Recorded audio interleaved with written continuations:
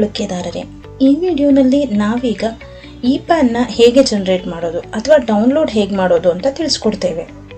ಮೊದಲಿಗೆ ನಮ್ಮ ಪೋರ್ಟಲ್ಗೆ ಲಾಗಿನ್ ಆಗಿ ನಂತರ ಪ್ರಿಂಟ್ ಸರ್ವಿಸಸ್ನ ಕ್ಲಿಕ್ ಮಾಡಿ ನೆಕ್ಸ್ಟ್ ಪ್ಯಾನ್ ಕಾರ್ಡ್ ಸರ್ವಿಸಸ್ ಅನ್ನೋ ಆಪ್ಷನ್ ಅನ್ನು ಕ್ಲಿಕ್ ಮಾಡಿ ಈ ಪ್ಯಾನ್ ಅಂತ ಸೆಲೆಕ್ಟ್ ಮಾಡಬೇಕು.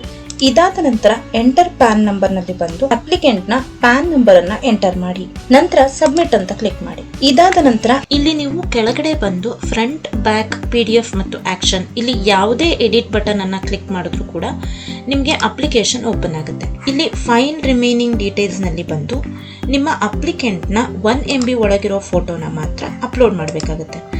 1 MB ಗಿಂತ ಜಾಸ್ತಿ ಇದ್ದಲ್ಲಿ ಅದು ಎರರ್ ಅಂತ ತೋರಿಸುತ್ತೆ. ಅದೇ ರೀತಿ ಸಿಗ್ನೇಚರ್ ನಲ್ಲೂ ಕೂಡ ನಿಮ್ಮ ಅಪ್ಲಿಕೆಂಟ್ ನ 1 MB ಒಳಗಿರೋ ಸಿಗ್ನೇಚರ್ ಅನ್ನೇ ಅಪ್ಲೋಡ್ ಮಾಡಿ ನಂತರ ಸಬ್ಮಿಟ್ ಅಂತ ಕ್ಲಿಕ್ ಮಾಡಿ.